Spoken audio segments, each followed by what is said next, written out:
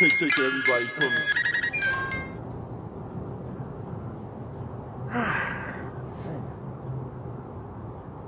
Another beautiful day. All right, guys. Hello, everybody. I'm Carl Anthony Jr. If you don't know, I've been running for president since 2016. I've run in 2020, and I'm continuing to run in 2024. It is Memorial Day 2022, the day that we celebrate the dead and gone who have fought for the freedoms we have, the freedom I have to make this video and say what I need to say. Now, like most Memorial Day presidential talks, you get the usual garble, do a few prayers, sing a few songs, and definitely you want to thank our military and those who have died for our freedoms. That is understood. And I think, the typical politicians have already given you that conversation, and I'm sure you'll get it today with tons of pomp and circumstance. And they're going to bring up some serious issues, but they're not going to talk about what I'm going to talk about, solutions. And that's what I'm here to talk about today, because there's a lot going on in America that we're dealing with, we don't want to address, and I think we're kind of talking around solutions. We talk about feeling better, we talk about healing, we talk about emotional healing, which we need. And I'm going to talk about a couple of things today and what's going on in the country, and I think it relates to Memorial Day and the freedoms that we have because of those who have died to give it to us. And that is the mass shooting situation in our country right now. We recently heard about the issue in Texas, and we also heard about what happened in Buffalo. Well, even though we heard about those two, I did some research on mass shootings in America.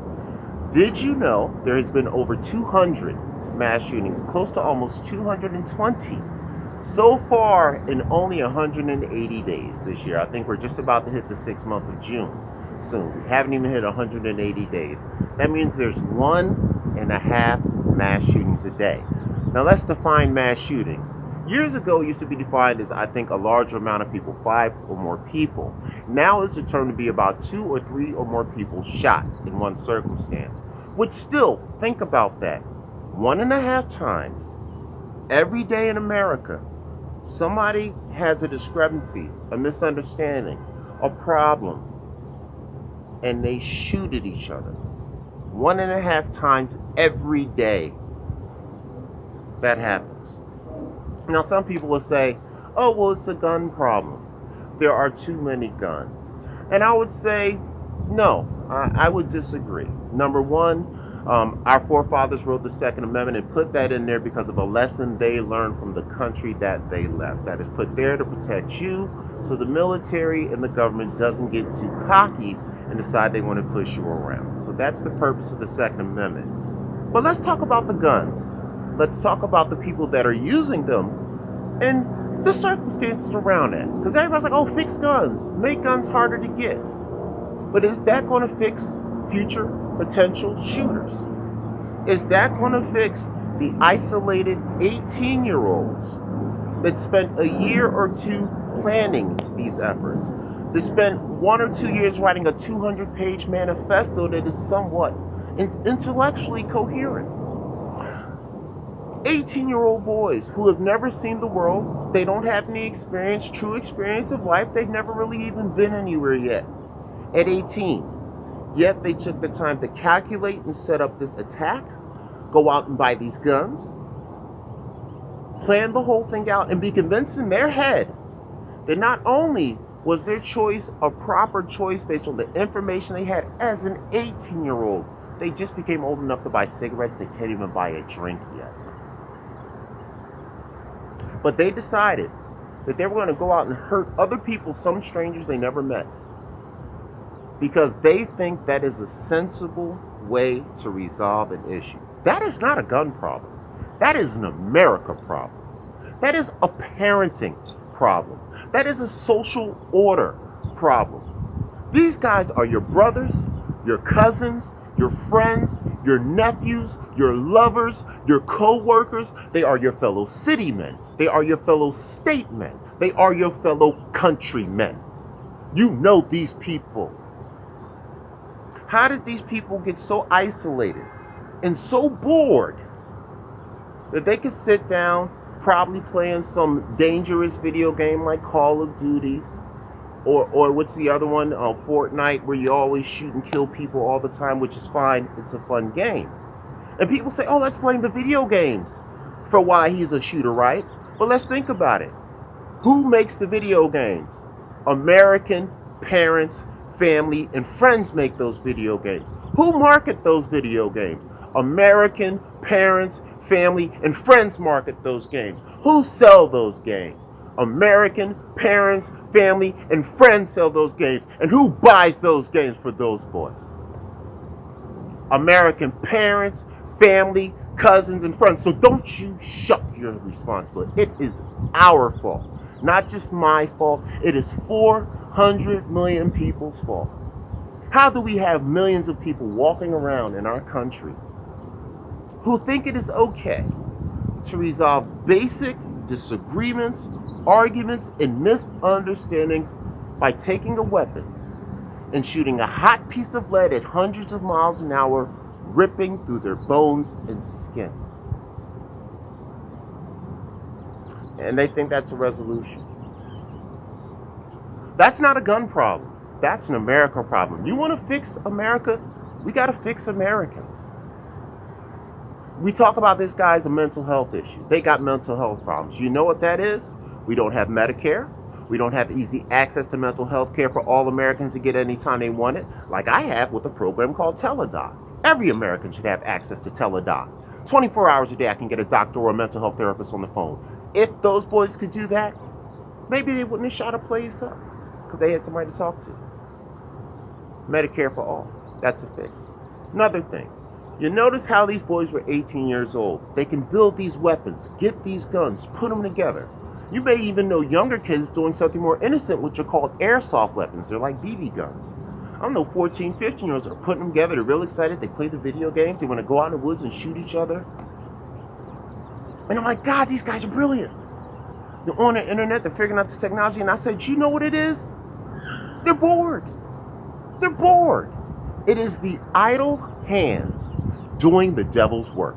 These are 18-year-old boys. And I got to talk that America we need to have today on this Memorial Day. When we fought those wars like Vietnam, we fought all those other wars, we fought for freedom. We fought for freedom so women could have feminism and women could get more jobs and be more involved in the country. We fought wars in Vietnam and everywhere else so African Americans could come back from World War II in Vietnam and be treated like a real American. Well, one thing we don't talk about is when that happened, because, you know, before that, women really couldn't get jobs like that. African Americans and other minorities were held out of the job market and had to go on our own. But what happened is when civil rights came along, when women's lib came along, the man, you know, we always put it on white guys, but it's really rich men that own everything. It's not just white men. That's just being mean. But basically, they had tripled their job market access. So they went from having, let's say theoretically, 1 million employees to having 3 million to choose from, but they still only have 1.5 million jobs. And in the 60s, right after the Vietnam War, right after civil rights, right after women's lib, after those great wars of the people that died today fought for, they stagnated your wages, and they basically haven't gone up since the mid-70s. And then they split all of our job pay into 2 and 3 people. So when you hear those crazy Republicans say, oh, make America great again, it's not racism they're talking about. They're talking about when one person could get a job, take care of a family, send their kids to school, send their kids to college, and their wife could stay home and he could be a respectable man. You can't do that anymore in America. You need 2, 3 people to get a home now. How is that possible when our GDP is as high as it's been? Our stock market is rising higher than ever, yet we are not taking in the spoils. There is a chart, and I really wish you would look it up, of the stagnation of wages. Google it, look it up. It will show you how our wages have flatlined for the middle class worker while the rich has continued to grow with the stock market. So they simply are keeping more money for themselves, paying you less, and then they're making us all fight over it. Then they're confusing us with religion and sex and crime and social issues and job, and they got us all thinking each other. And this is what we need to remember on this Memorial Day. Both major parties have failed you. They have failed me. And it's proven by the last president and the new president we have. Same old stuff, more war. They just sent $40 billion to the Ukraine when there's no baby formula for the children here. $40 billion would have fixed homelessness in America. They could have just fixed homelessness in America last week with $40 billion. Do you know that? That's how much it cost. Didn't do it. But they sent it over to Ukraine, who's getting their butt kicked by Russia. They're going to be done in a week. Spending our money. We get nothing from there. All over oil and ports of moving things in and out, export and import. It's not about morals or people. If you look up the Ukraine, there's a lot of racist Nazis there, if you really want to look it up. What it's about is oil. It's about having a place where you can put missiles. It's their version of the Cuban Missile Crisis. You are cheering on the Russian version of the Cuban Missile Crisis. You're asking them to be cool with the Ukraine getting into NATO so we can put missiles on their border and cut off their oil and cut off their ports. You don't think Putin's pissed? I get it.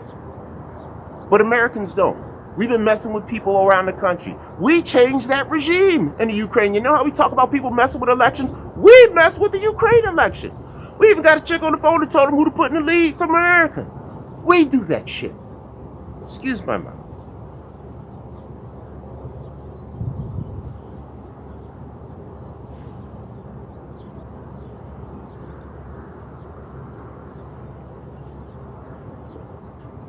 I got upset. I gotta calm down, guys, because when I get to tell you the truth about America, it gets to me. So, like I said, we do the things that we claim other people do, and the time is to change. There are dead bodies in the ground on this Memorial Day that you're crying over, that you miss, that gave everything for men who won't give anything for you, but give everything else to the guys. Do you know what that $40 billion went to? That went to tanks and guns and missiles. You know, that's all the guys that make our weapons, you know, all the airplane groups and the Bilderbergers and all the groups that make the weapons. Yeah, those guys just made $40 billion. Ukraine didn't make $40 billion. Ukrainian people didn't get $40 billion. A bunch of guys that make weapons just got a free $40 billion, but they don't got enough. And you can see why I was so upset a few moments ago. So, this is why I'm running for president. My name is Carl Anthony. Not only do I want to be the president, it's not just about me, guys.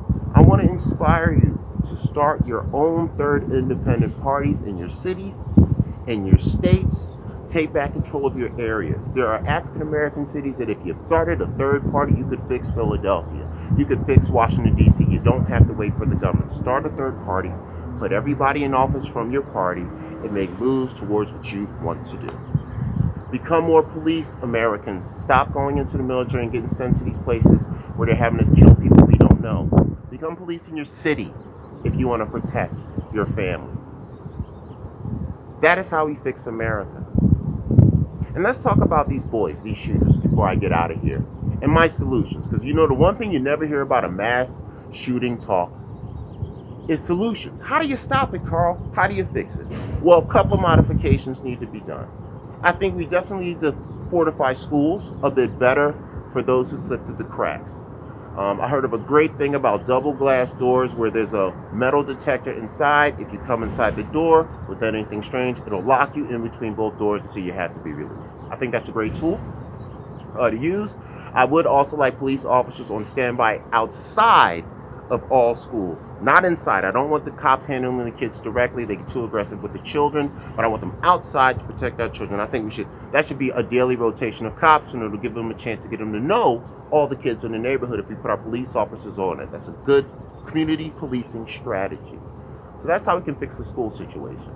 As far as these shooters, we need to get these boys jobs. We need to put a hammer and a computer and a book in these boys' hands instead of giving them time to save up money, playing shooting games, buying weapons, and then getting radicalized by other Americans on the internet with information they don't even understand. The boy in Buffalo was what they would call a white supremacist. He said we're having sex with all his women. What the heck does that have to do with those people in the supermarket? But he's 18. He can't make the foolish connection to that. So he just runs out, and then he blames my brothers with the curly froze, my J bros.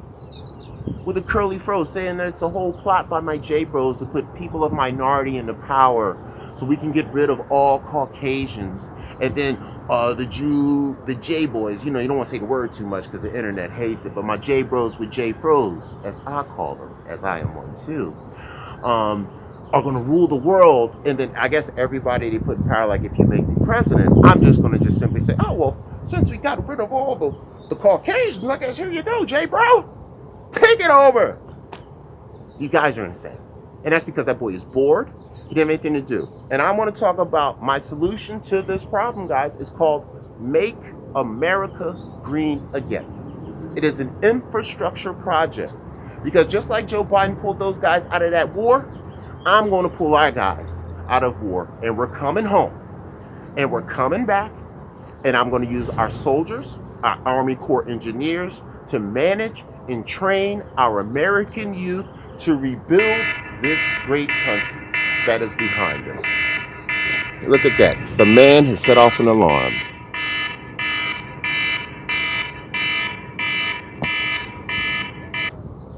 Ain't that something? So my alarm went off in the middle of the talk.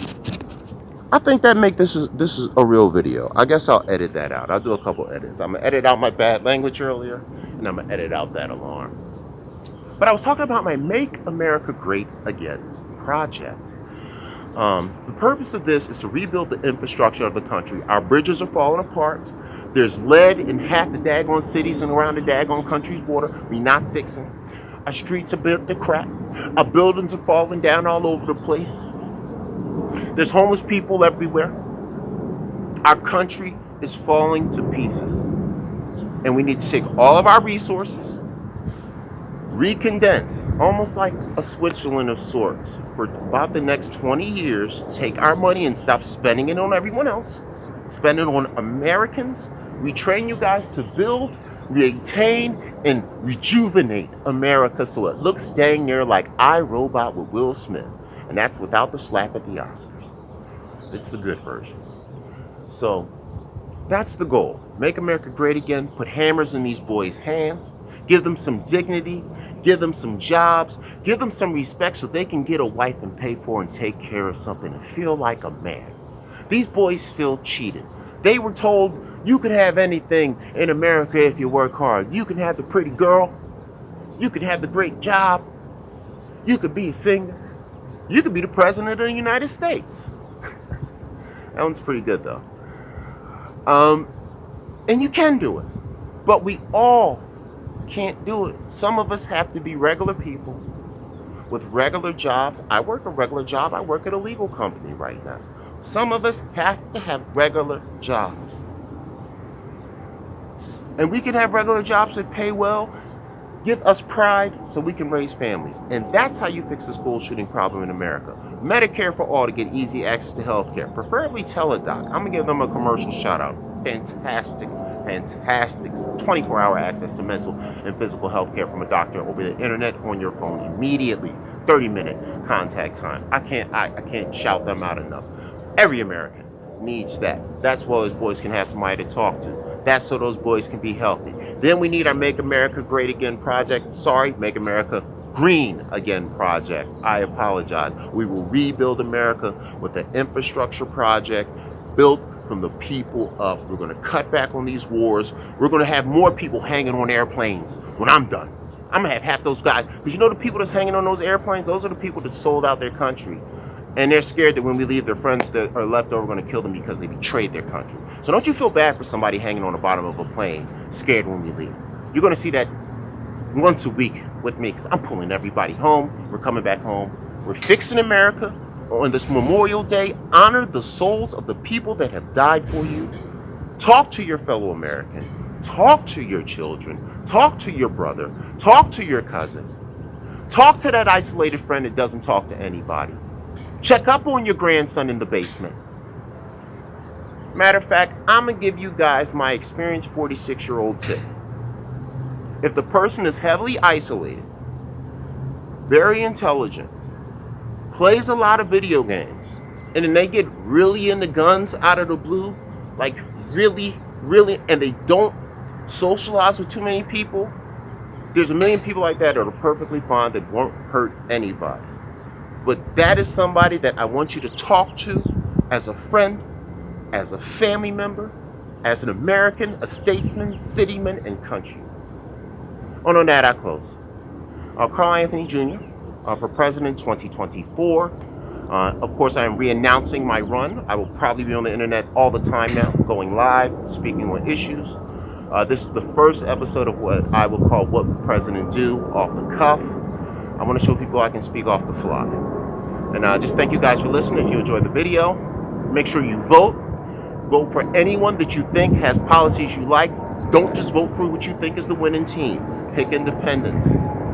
Screw both major parties. Start your own parties in your cities and save your city. That's America. And that's what I run for. Not just for me. I run for all 400 million of us that are getting robbed by 1% of the people that hold 90% of the money. We want our share. Happy Memorial Day. Enjoy your family. Enjoy your food. One love. I'm Carl Anthony for President, man. We out of here.